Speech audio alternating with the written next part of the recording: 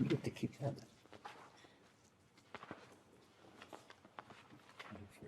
No, I just never read an FBI report.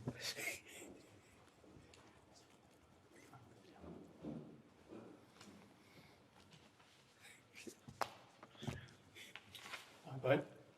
Thank you, Mr. Wexner, for your testimony here today. Just wanted to start with a question around U.S. Senator John Husted, and it's been reported that you gave him something like $117,000 in donations. Is that correct? I think you mean John Husted? I'm John Husted, yep. I don't know how much money I gave him. Would that sound about right? It's a substantial sum. Well, I'm thinking, I met John when he was a state representative. I'm sure I helped him. I helped him politically when he ran for lieutenant governor.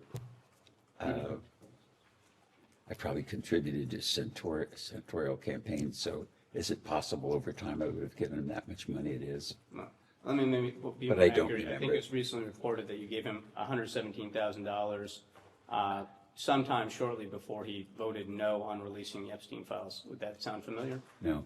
No? Did you or any of your representatives ever lobby Senator Husted or anybody else in the federal government to prevent the release of materials related to the Jeffrey Epstein files? Absolutely not. Did you or your representatives ever request that the Department of Justice redact your name in any files? No. Absolutely not. Wanted to move on. Now, I remember the document we was referenced a little earlier mentioning former Prime Minister Ehud Barak. Did you ever have a relationship with the former Prime Minister? Can you define relationship? Sure. Any relationship? Do you know Prime Minister Barak?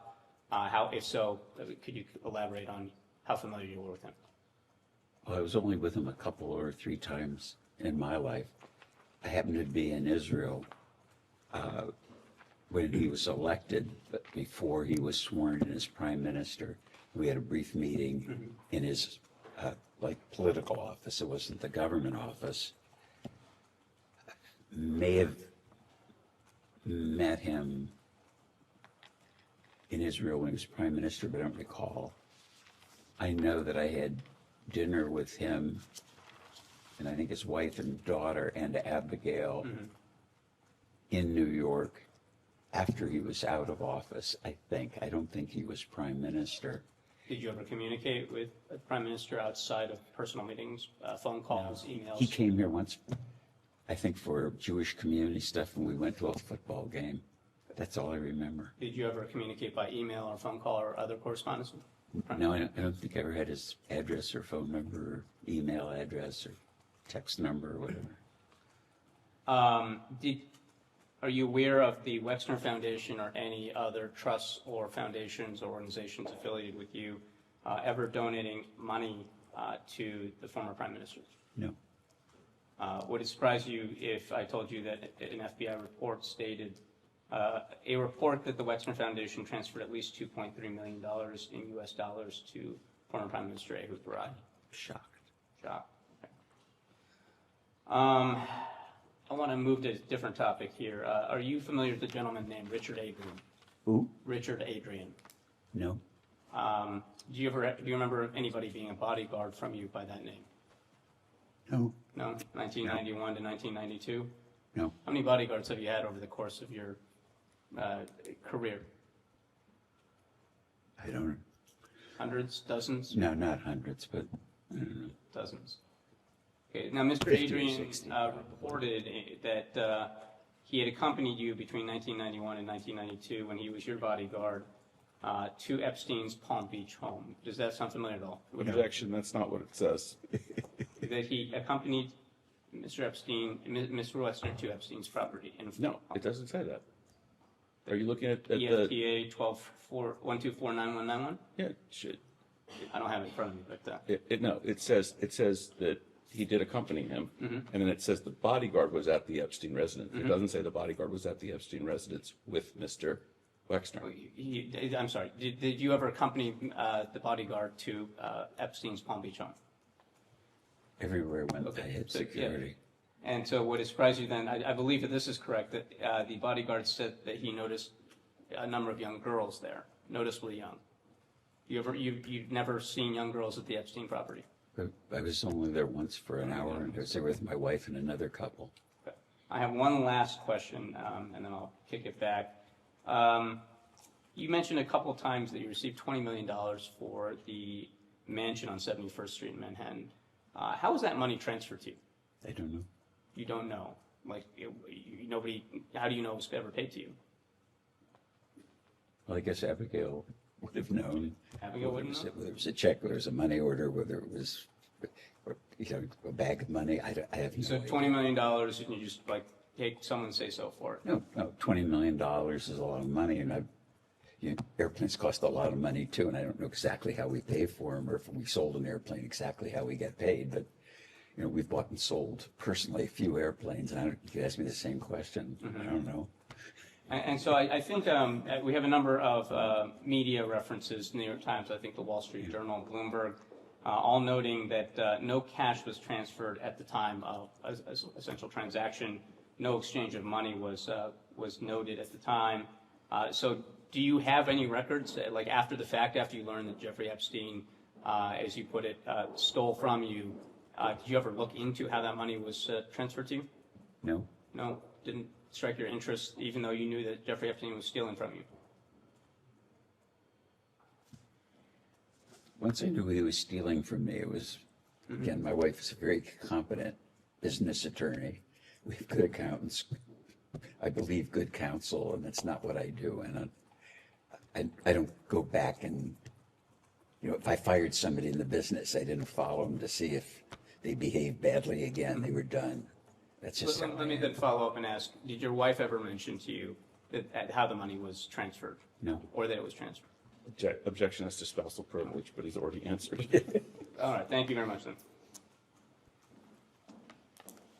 Mr. Wexner, Steve Lynch, Massachusetts. How long did you know Mr. Epstein? When did you first meet him?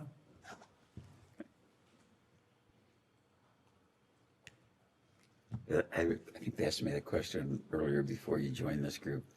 I think it was like 5 years before I got married, about early 80s, I would guess. Early 80s? I think so. I don't remember precisely. And in all the time that you knew him, and he worked for you, he was your power of attorney, handled a lot of really important things in your life. Do you remember him ever having a romantic interest or women in your presence as his guests or associates? I mentioned earlier, too, the first one was Dr. Ava Anderson. I met her, and Jeffrey said When was that, sir? I'm sorry.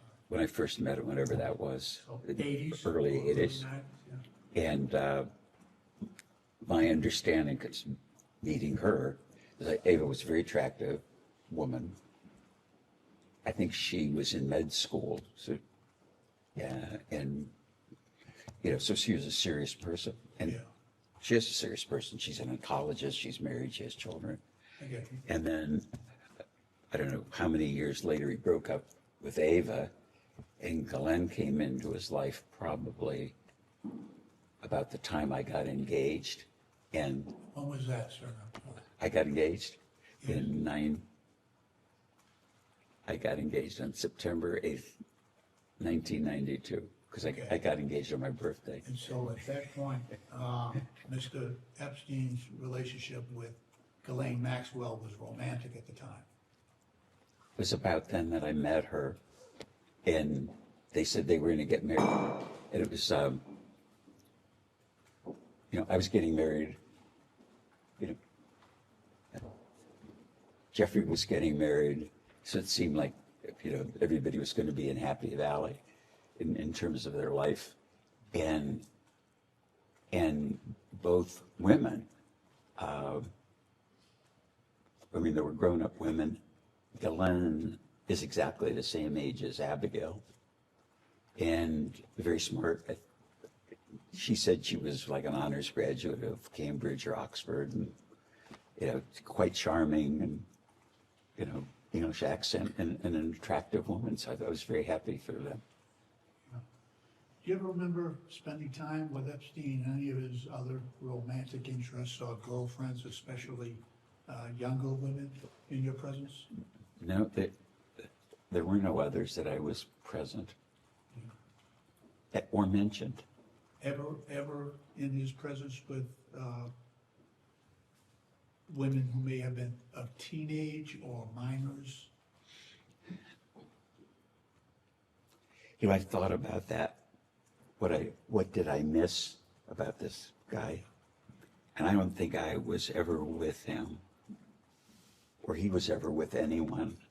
It's vague in my memory that I would say was under the age of 28, 30. I mean, he was with adult women, What about, or women that they looked adult. what They said about they were a Virginia lawyer and Dufresne? accountant or something. I know this name has come up earlier in the deposition, Virginia Dufresne.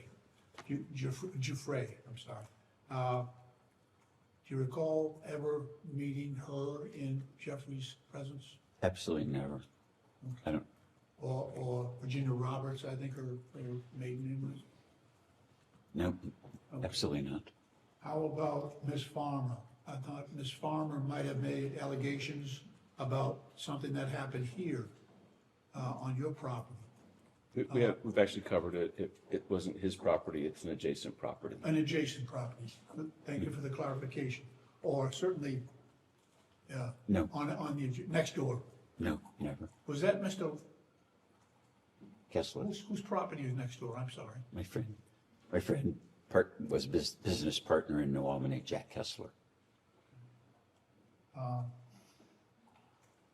So, no women who seemed unusually young then? Absolutely. Okay.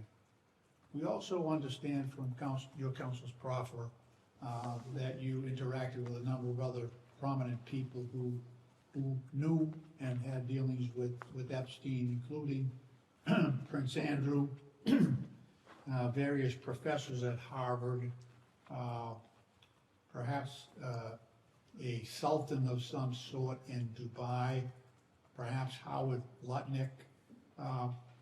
With respect to Prince Andrew, who has also been accused of sexual misconduct in connection with at least one woman trafficked by Mr. Epstein, did you ever see or become aware of this interaction between Prince Andrew and one of these young women?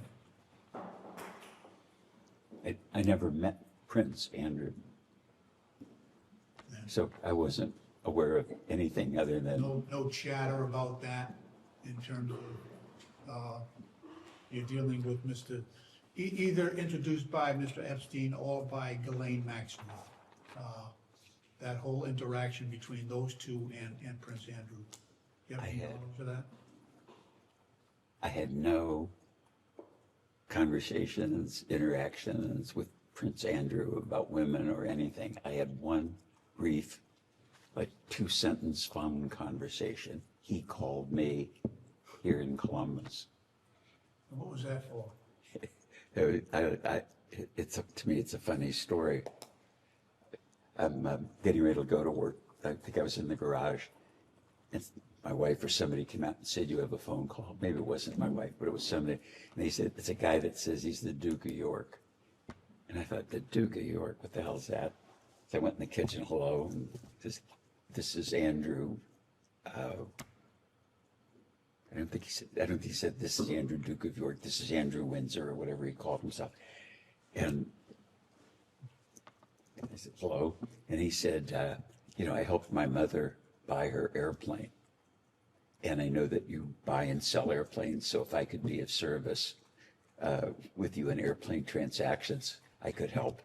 And I said, no, thank you. We're covered. And have a nice day. And hung up and just kind of laughed my ass off that the Duke of York called me about. So he cold called you to sell you an airplane or to help you buy an airplane? It was airplane advice because he'd helped his mother. Plane that you eventually sold to Mr. Epstein? Oh, no. It was just, had nothing to do with anything that was going on. It was like, I know that you buy and sell airplanes in your business. I know you have an airplane personally, and I know you buy and sell airplanes, and when you do, if you need an advisor, I'm available. And it's like, no, thank you, I'm covered. So he offered to advise you on purchasing airplane. Pardon?